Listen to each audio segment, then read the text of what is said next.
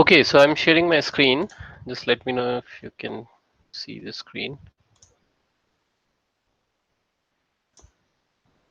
So now your entire screen share. Can you see the screen now? ये भाई भूल ही गया sir. Hello?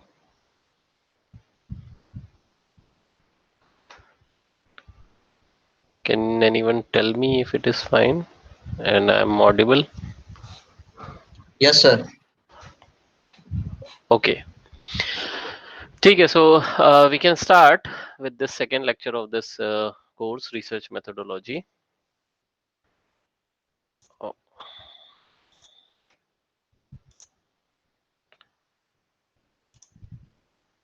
okay, so in the Sir, last can you class, please start huh, recording? say again. Can you please start recording the lecture? Okay, you recording. I can start, of course.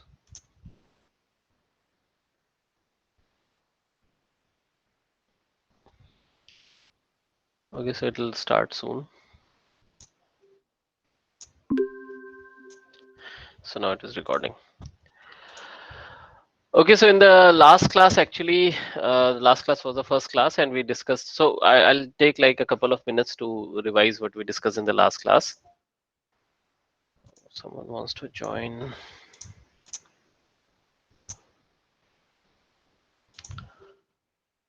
All right. So we discussed about the course structure in the last class. We discussed about that the course structure, that there are 4 units basically: introduction to engineering research and research formulation and research design and data analysis and technical writing. We discussed some definitions of these things and some differences actually between the textbook and a research paper and the course and research and PhD and other degrees. We discussed about the definition of this research. Some more discussion was on that. Introduction to research: what is research basically? So research is something where you have to look for you do a research, you are searching it again.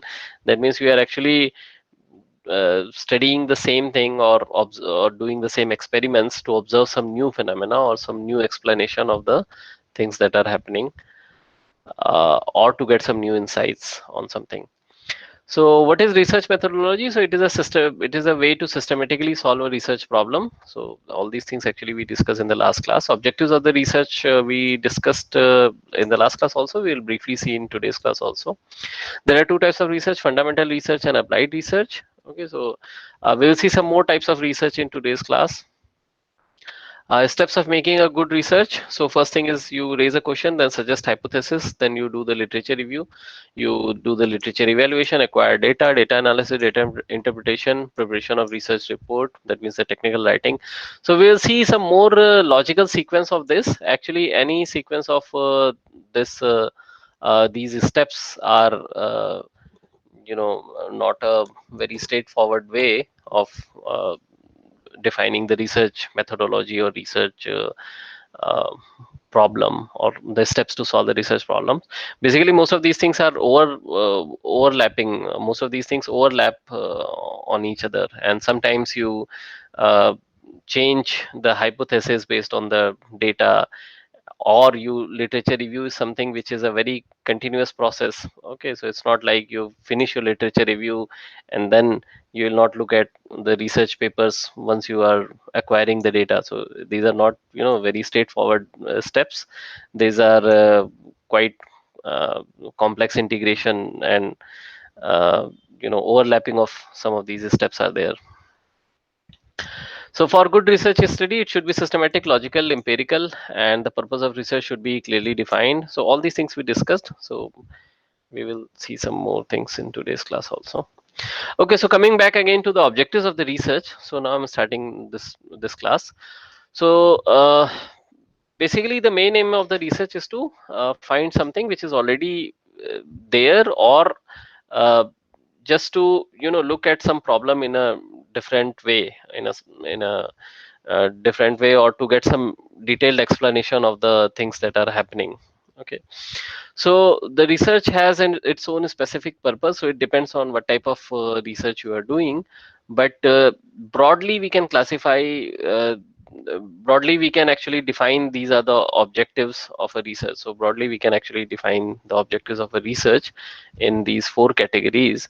So the first thing is to gain familiarity with the phenomena or to achieve new insights into it.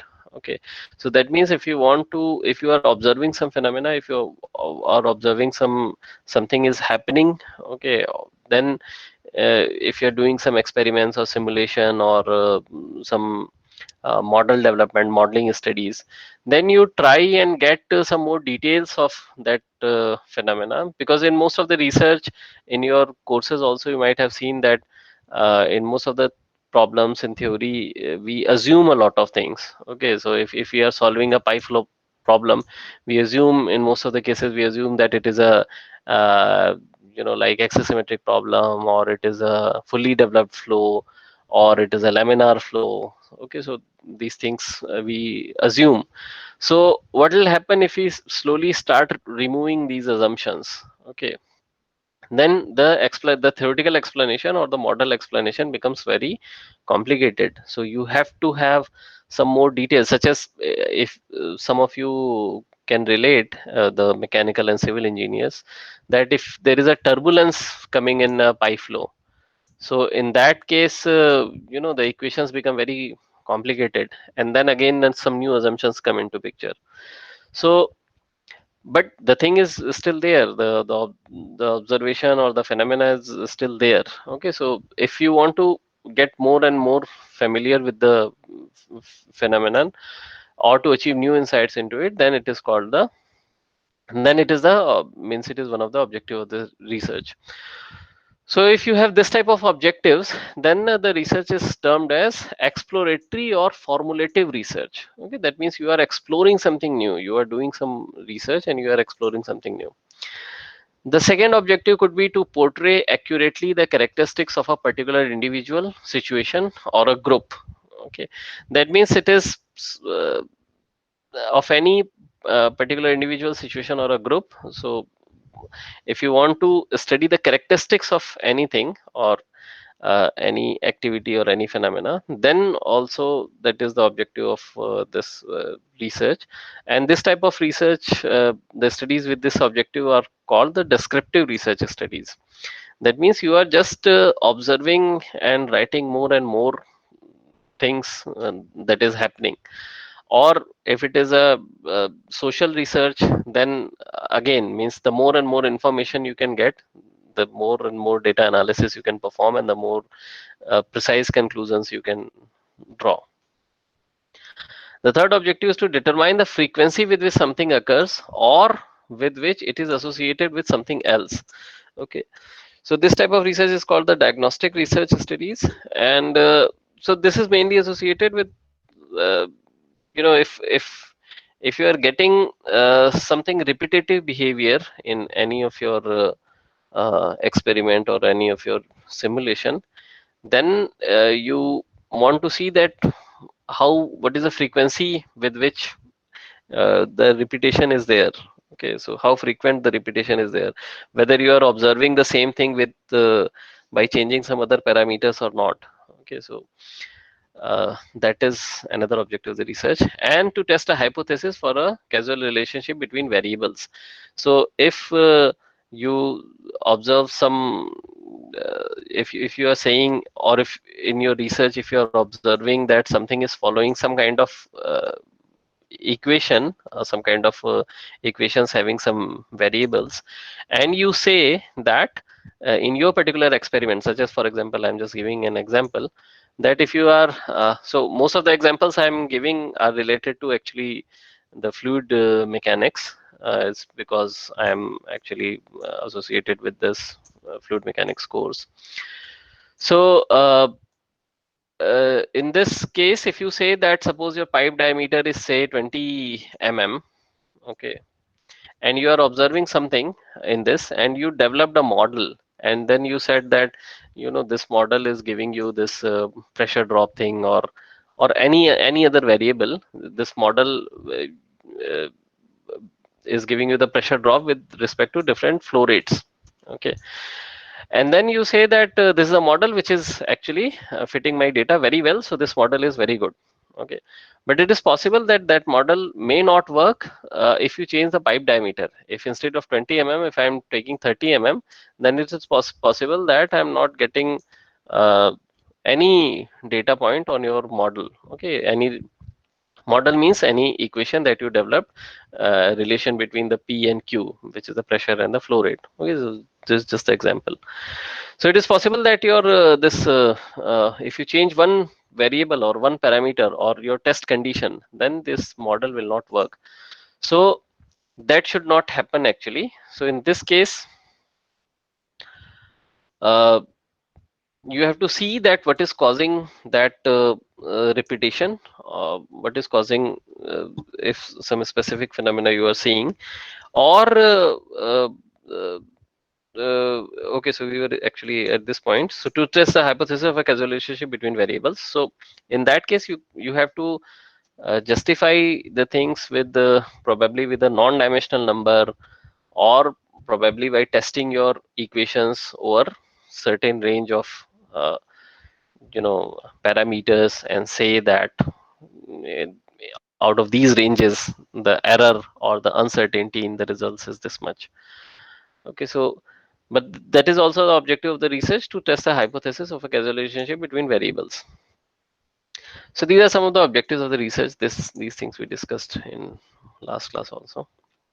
Motivation in research. Okay, what can be the motivation to do a research? Okay, so you can get the motivation by one of the following. So first motivation is to get a research degree. Okay, if you are doing your MTech or your PhD, so the very basic motivation that we have when we are students is to just get the degree. So the desire to get a research degree along with its consequential benefits. So consequential benefits, that means to get a good job, or to get a good placement, or to move to the higher studies. So they are the consequential benefits. So that can be your motivation, but that should not be actually your motivation for doing research.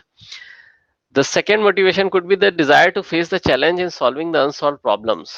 Okay, that is concern over practical problems, also initiates research. So that should be something which should actually be the motivation of your motivation of your research that you are doing. So if you want to solve some problems, then you have to look at the problem from all angles and all sort of things, and then you should design your experiments, or do your plan your simulations, and do the research to solve the unsolved problems. Okay, or some explanation or some phenomena which is not clearly explained, or which has a lot of assumptions, then you should try and look into that area. Or if something is emerging recently, okay, some recent, for example, nowadays a lot of work is being done on artificial intelligence and machine learning and deep learning and all those things. So a lot of researchers are actually jumping in that, and they are trying to understand the thing. So desire to face the challenge in solving the unsolved problems, that could be another motivation.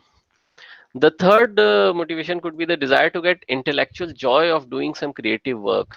Okay, so actually this is something that you will this motivation you will have once you have a slightly established career, because in that case you will have all the resources, and you will start enjoying the things that you are doing. Okay, uh, because when you do research, you uh, get a lot of chance to learn new things, new softwares and new ways, because you will stuck somewhere and then you will understand that okay, in this way it can be solved. So you try and learn that thing, such as the main problem is with the plotting softwares. Okay, so how do you plot your graphs?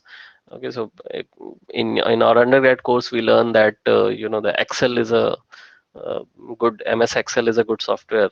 MS Excel is a good option, but later on you will see that MS Excel plots are actually very poor. Okay, so you cannot do a lot of things in that.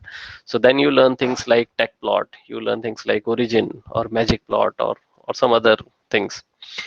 Similar things is similar thing is there with the softwares actually. So once you are familiar with some softwares like if you know your C language, then you will enjoy working on MATLAB. Okay, so once you have some understanding, if you know this MS Word, then you may at some point of time you may enjoy working on LaTeX. So these are some of the joys that you get while doing some creative work. So you learn a lot of new things. You see that similar problems has been faced by a lot of researchers, and they have developed some solutions to those problems. So you take a look at those problems. Desire to be service to society. So this is again when you have a very established career, then you look into in this way that what you can do for the society. Okay, so then you do so most of the research that are based on some kind of equipment for rural areas, such as the gas stoves, highly efficient stoves for rural areas or agricultural areas. So they are basically motivated by these things. They want to serve the society and solve the problems of poor, or solve the problems actually on the economic development point of view.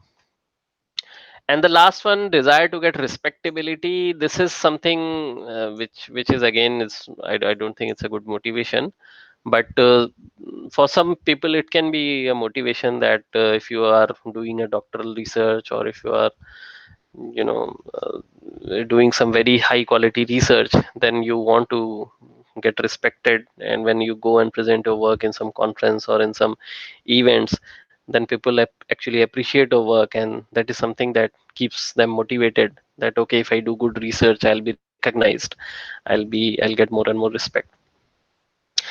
So these are some of the motivations, but there are actually a number of other motivations or other factors which are there,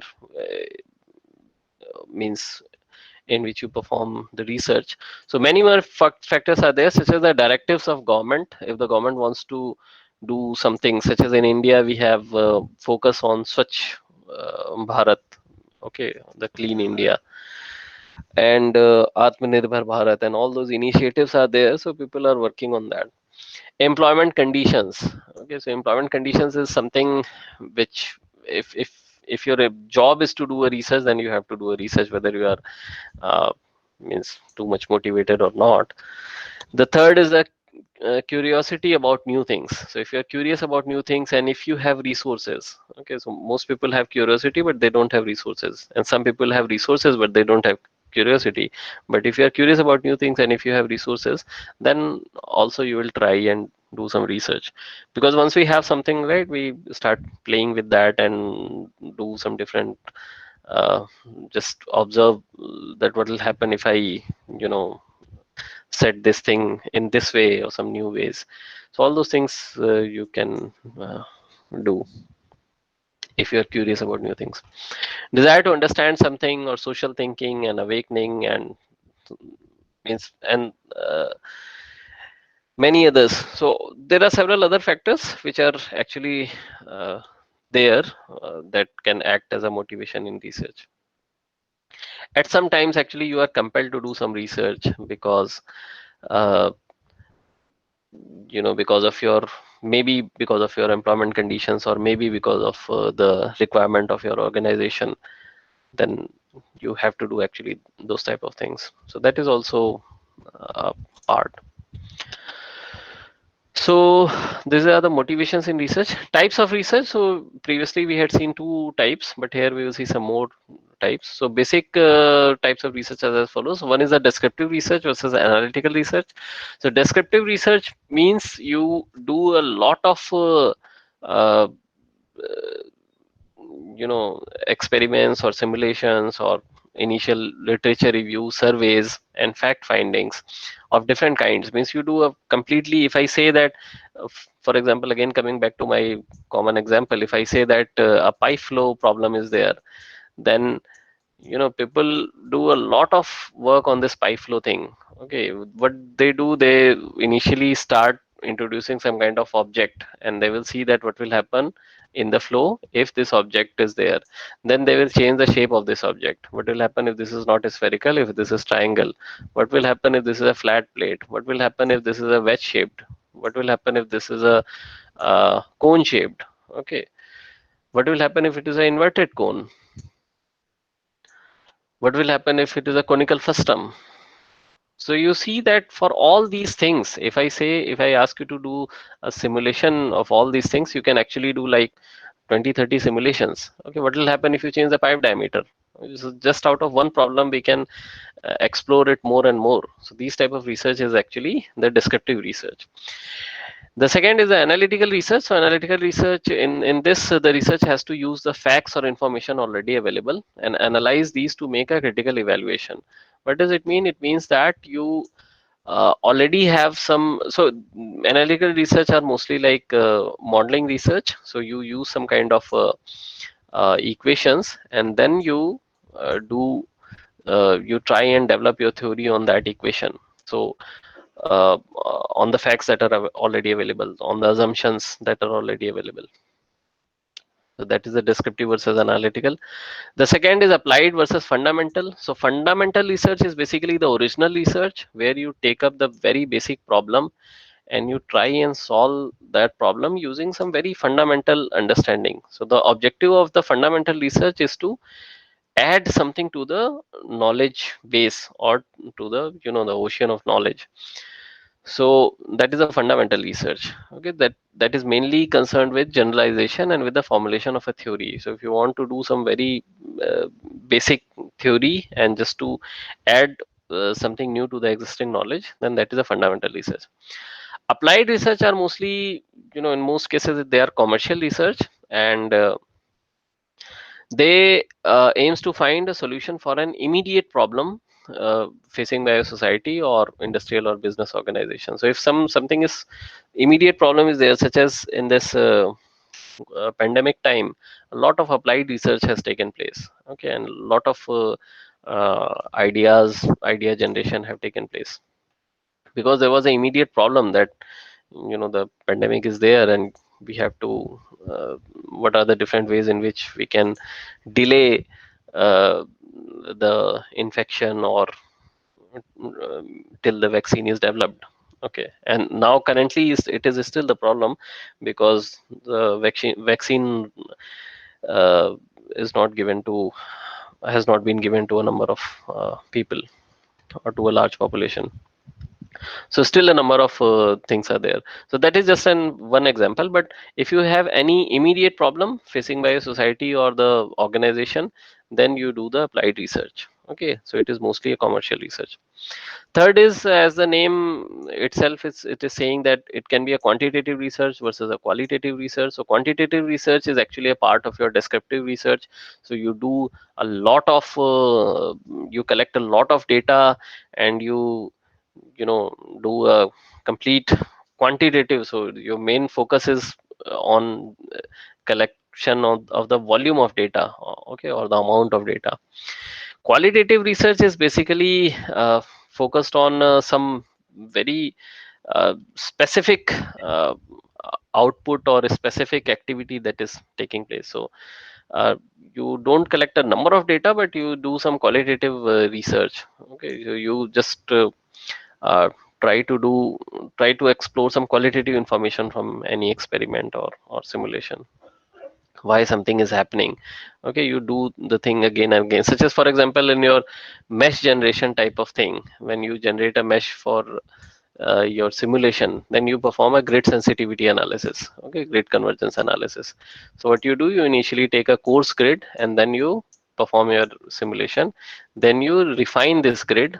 Okay, then you again perform your simulation. So you keep on refining the simulation, and then you see that when your results are actually not changing. So initially, if the coarse grid is giving you this trend, and the fine grid is giving you this trend, and finer grid giving you this trend, and the more finest grid actually giving you this trend, then you can see that there is no change in the last two things. Okay, so this type of research can be considered as a qualitative research. Qualitatively you are working on this. So it's not like you are collecting a number of data points, or number of you know uh, values of different variables. So, but if you're doing a very descriptive, very detailed study, then that is a quantitative research. Next is conceptual versus empirical. So conceptual research are based on the basically it's again the same thing which is was like analytical research is actually conceptual research. So conceptual research are based on the concepts. Okay, you develop some theory or some idea, and then you start developing new concepts or reinterpret the existing concepts. Okay, so you try and explain something in a way which is already conceptually you try and explain something. Empirical research is the research where you develop some kind of empirical relationship, and this empirical relationship means it's not based on any concept, it is just based on the experimental observation. Okay, if I want to verify your empirical data, then I have to do the same experiment as you have done. So it relies on experience or observations alone, okay, without due regard of system and the theory. So it is a data-based research and coming up with conclusions which are capable of being verified by observation or experiment. So if most of the models that you might have seen, so if I just show you something, or if I just say that uh, some very common equations. Someone wants to join the class. Okay,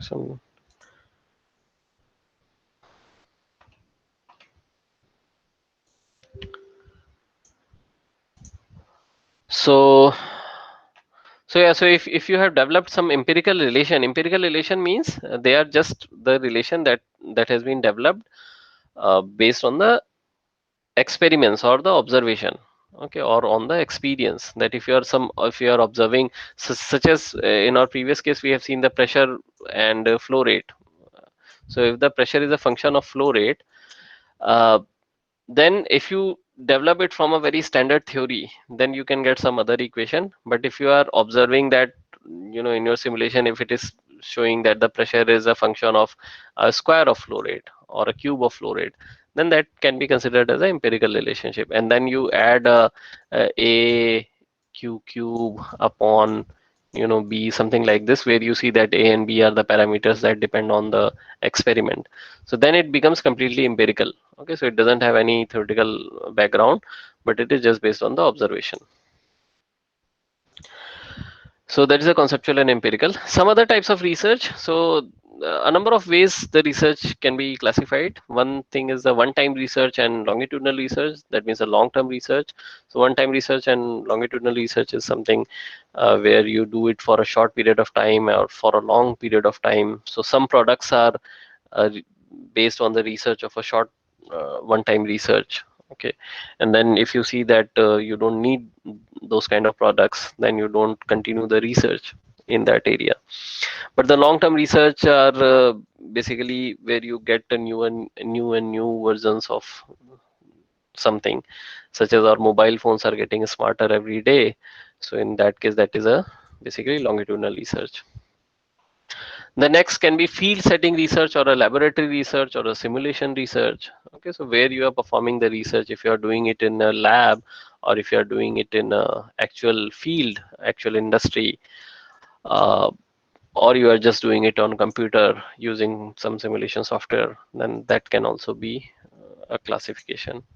Clinical or diagnostic research, exploratory or formalized research, historical research, conclusion oriented research. So all these names are actually quite obvious and you can understand these things.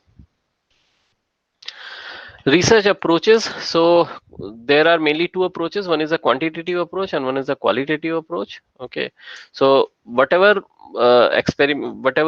research we perform, they are mostly the quantitative approach, because we don't know anything about that particular problem. So we develop some hypothesis and we develop some experimental setup, or we develop some simulation methodology, and then we perform the research. So that is a quantitative approach.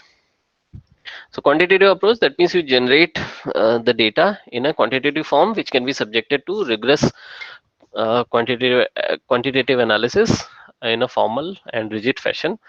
So you can classify it in these three categories: inferential, experimental, and simulation approach. So inferential approach means it is something which is based on the evidence, which is something solid evidence is there. So mainly if you are doing a survey on a sample of population, okay, and you are observing something, then you can say that the entire population is uh, having, you can actually in some way you can predict the uh, that particular characteristic of the entire population. So if you're just doing some study on a sample of population, so it is just like if 1,000 people are there and you take a survey on 100 people and you say that 80% people are saying that this is happening, okay, and 20% are saying that this is not happening, then if you do it on 1,000 people, then still it will be roughly around 80% and 20% thing. Okay, so this is what it means in the inferential approach. The next is the experimental approach, where experimental approach means it is characterized by much greater control over the research environment.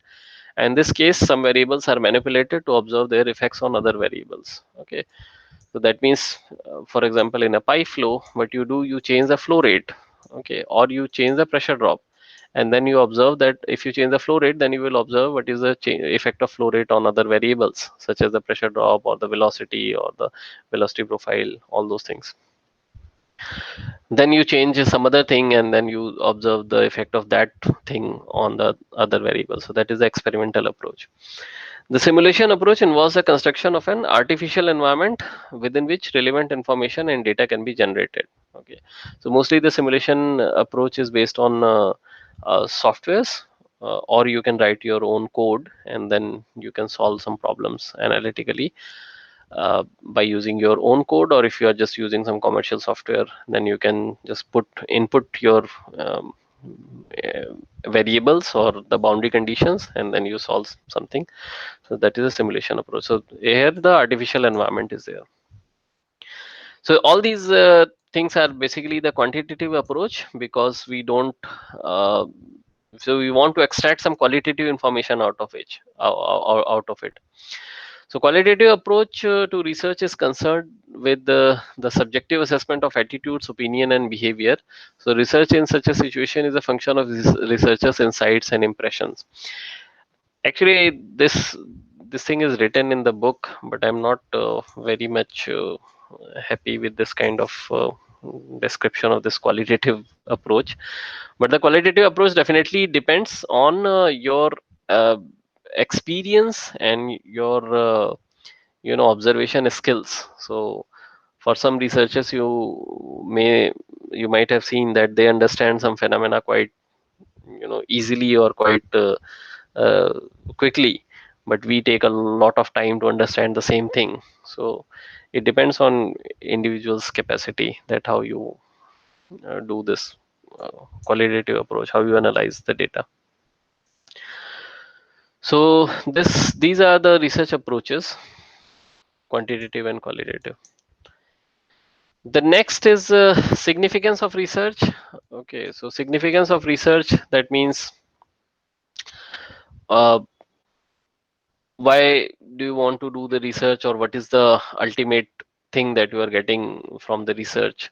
So research inculcates scientific and inductive thinking, and it promotes the development of logical habits of thinking and organization. Okay, so if you are doing a research, then you will actually uh, if you are a good researcher, then you will not uh, you know believe on something which is vague. So you will understand things in a different perspective. You will try and look into the details. The next thing is research provides a basis for nearly all government policies in our economic system. Okay, so it's not just the scientific research, but if you concern about all the other type of research, such as social research, then all the plans that we develop, all the big projects that we develop, they are also based on some kind of research. Okay, so that provides a basis for all government policies. Research has its special significance in solving various operational and planning problems of business and industry. So, if any industry, so the overall objective of the industry is to, you know, produce the product and sell it and earn money. So if they don't do a continuous market research or the need of the customer, then they may run out of the market, right, because of their competitors. So they keep on doing the research and they keep on modifying the things, and then they come up with new and innovative ideas just to uh, convince you to buy their product. So that is the significance. The significance of research can also be understood keeping in view of the following points. So for those students who are writing their master's or PhD thesis, such as you guys are all the master's students. So if you're writing a master's thesis, so for your,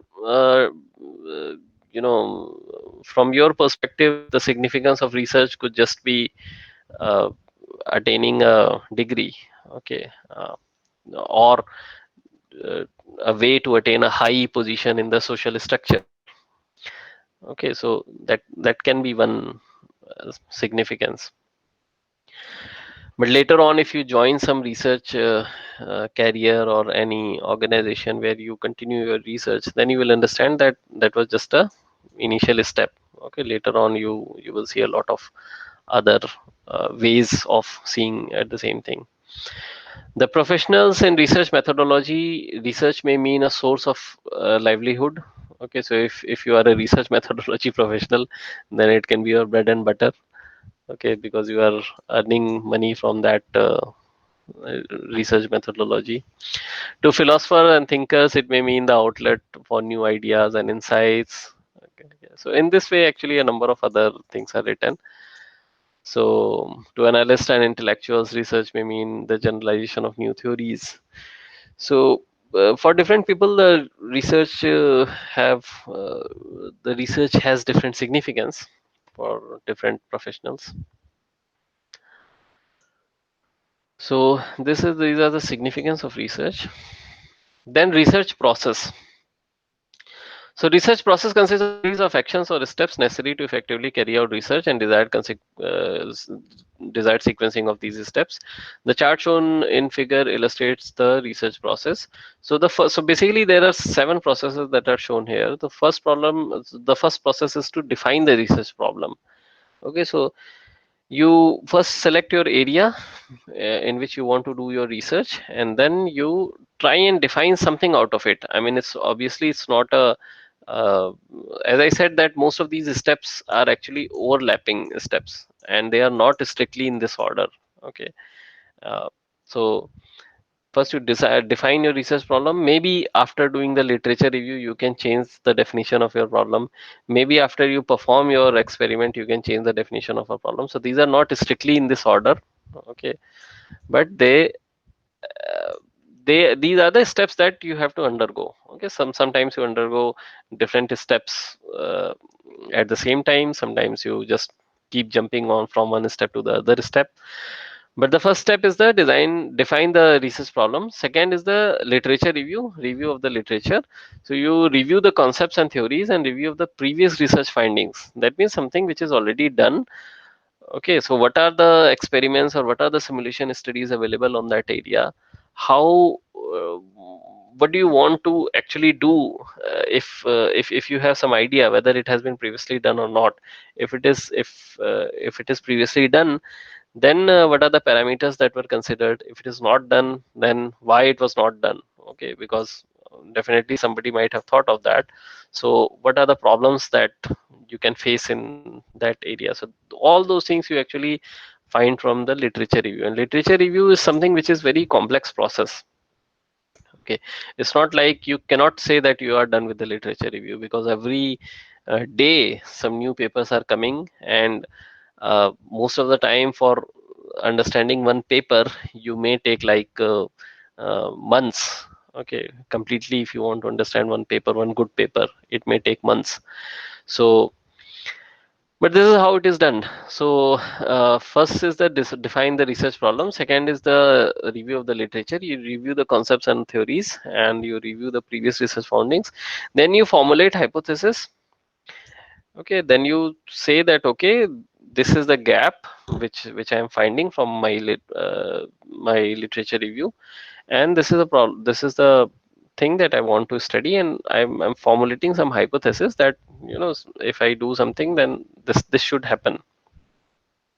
Then you design the research, including sample design, and research design is actually a very interesting uh, step.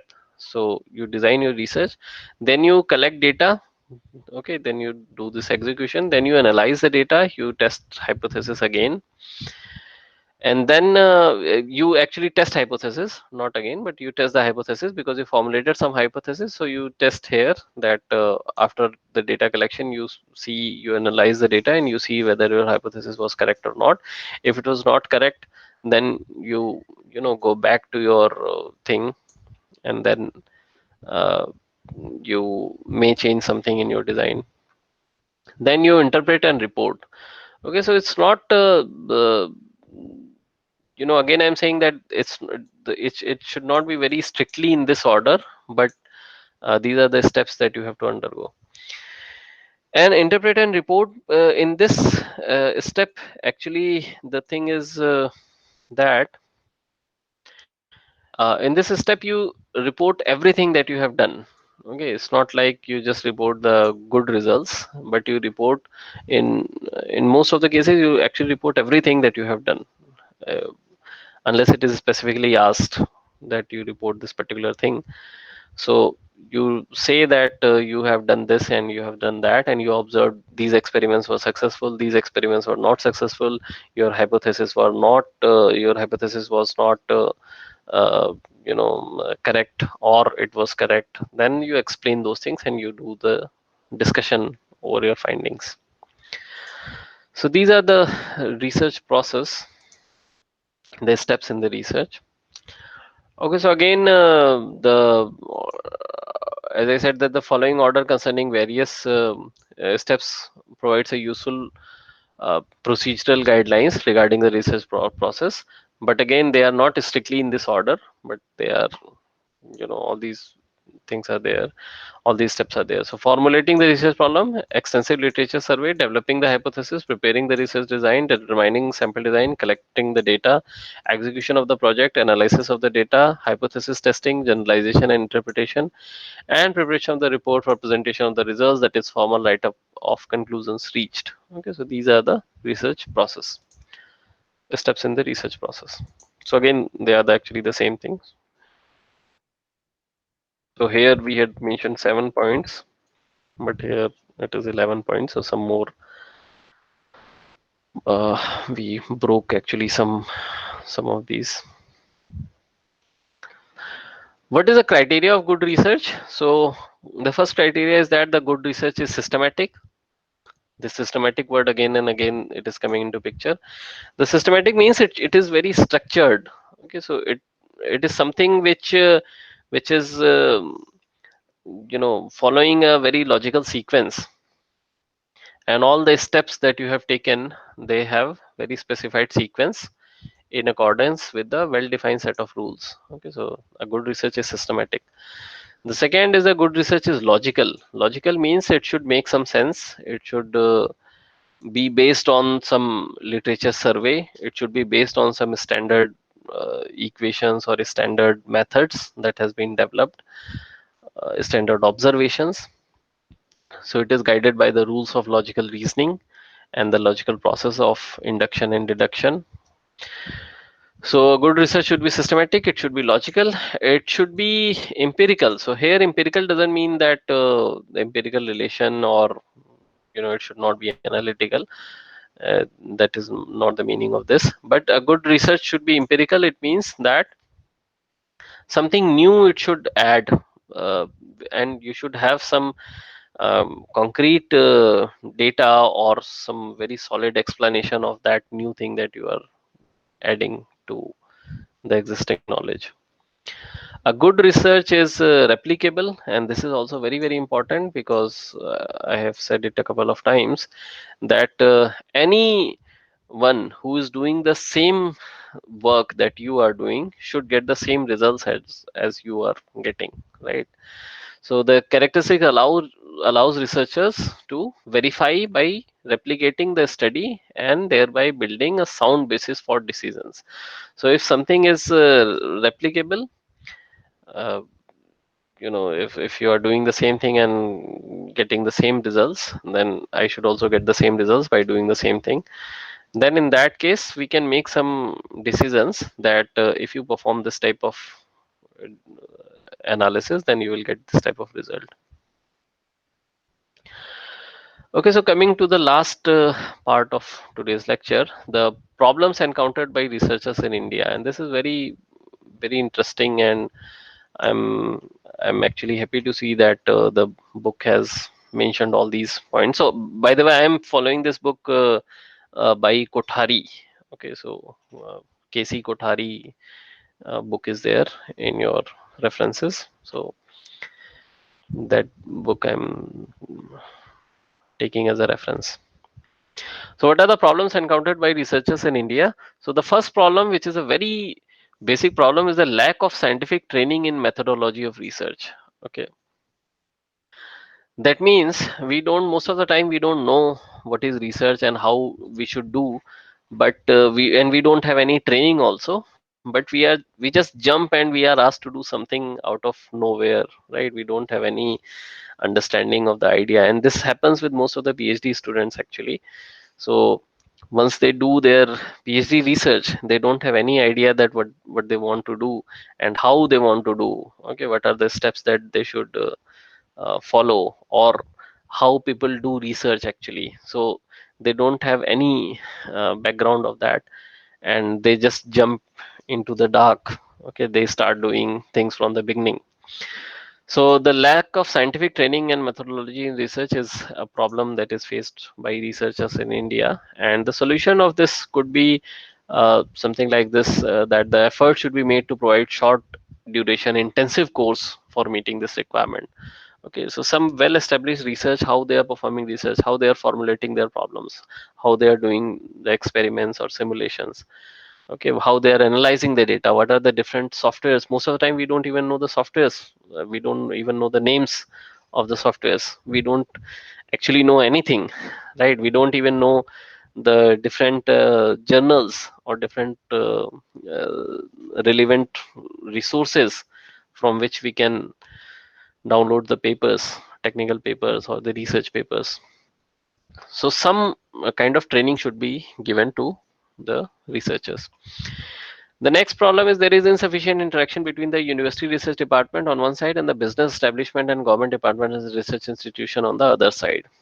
So this is also a very common problem in India, and it's not only in India, it's actually everywhere, that the academia and the industry, or the academia and the government organization, they don't interact much. Okay, so they don't know each other's requirement. And if I'm doing some academic research and if I'm joining an academic institution, then it is fine. But if I'm doing some research and I can be very useful to some industry, but I don't know that what actually the industries are facing, so in that case it becomes actually difficult. So effort should be made to develop satisfactory liaison among all concerned for better and realistic researches.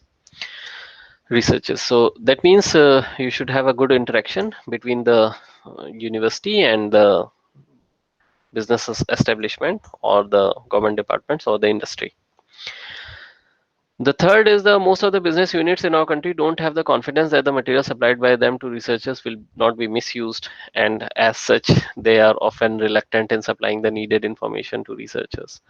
So most of the times, actually, this happens, and this not only happens because of the trust issues, but it happens because of the safety and security issues, right? So it's not just a trust, but it is more like a safety or security issues. So if I get some information from, from some organization, some industry, and if somehow, if I'm doing a good research and somehow the competitor of that industry comes to know that I'm doing research in this area, then the competitor will try to, extract more and more information that what type of research I am doing. So in that case, it becomes difficult to for the industries to share their information, because this obviously it must have happened in the past. Okay, so if you ask something from the industry, they will initially say, no, no, we don't have anything. We cannot provide you any information. We cannot provide you any material. Uh, or if they are providing any material, then they will not give you any information about that material. Okay, they will just say that, okay, this is something which has this property, this density, this weight, and you do whatever you want to do. So some trust issues are there and some safety issues are there. So for this, basically, there is a need for generating the confidence that the information or data obtained from the business unit will not be misused, it will not be shared, it will be only used in your research. And sometimes it happens with the very well established researchers also. What they do, they take the material and they start their own research in parallel. Okay, they don't tell the industry from where they are getting the material, and they start their own research. So all these issues are there. The next is research studies overlapping one another are undertaken quite often for want of adequate information. So this is again the same thing that I explained. So most of the time, what you do, you do the similar work in a in a overlapping fashion, and just to get some information. So uh, if I have 5 students, for example, suppose I have like a very big research group, then what people do, they involve all the uh, group in one particular problem. So instead of exploring different aspects of something, they all are doing the same thing. So that is something that happens in the research community. There does not exist a code of conduct for researchers, and this is something which is actually very serious issues, especially in India. The safety issues are not taken care of. Okay, if you go in any lab in India, even in IITs or even in very good institutes, IITs and ITs, or in any other research lab, most of the time you will not be wearing the safety goggle or the safety gloves, right, or the safety apron. So these things are not taken very seriously in India, but they should be, taken very seriously. So there should be a code of conduct that if you want to visit some lab, then you should have this. You should at least be wearing shoes, and you should have these safety glasses and safety goggles. So safety is one issue, but other than that, well established set of rules should be there. Many researchers in our country also face the difficulty of adequate and timely secretarial assistance. So this you can understand by assuming that if I want to get some kind of assistance, if I want to process my application, or if I want to get some kind of a scholarship, then most of the time these things take a lot of time. Okay, so my application, if I want to get something uh, done in a week, and then I see that my letter is hanging there for a month. Okay, so those type of issues are there.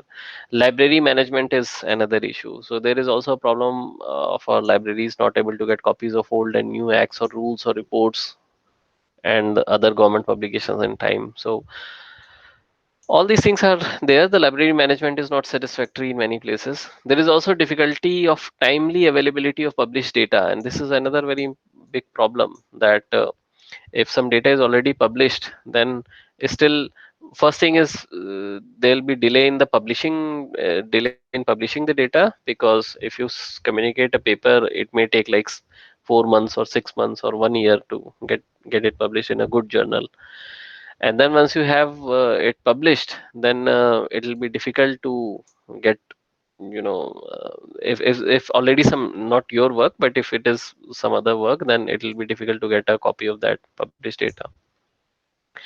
There may at times take place a prolonged conceptualization and also problem related to the process of data collection and related things. So most of the times we don't have adequate training of handling any instrument or any, how to collect the data, how to analyze the data. So it is something related to the first point actually. So some kind of training or some kind of assistance should be provided in this. Okay, so these are some of the problems. So I can understand that. So in the next few classes, actually, we'll be starting again with the how to define a research problem, how to. So basically, these are the steps that we will be studying in next few classes. How to do all these things, how to design the research experiment, or how to design the research, uh, how to define it. So all these things we will see in next few classes. Okay. So any questions from anyone? Anything you want to say, talk, discuss?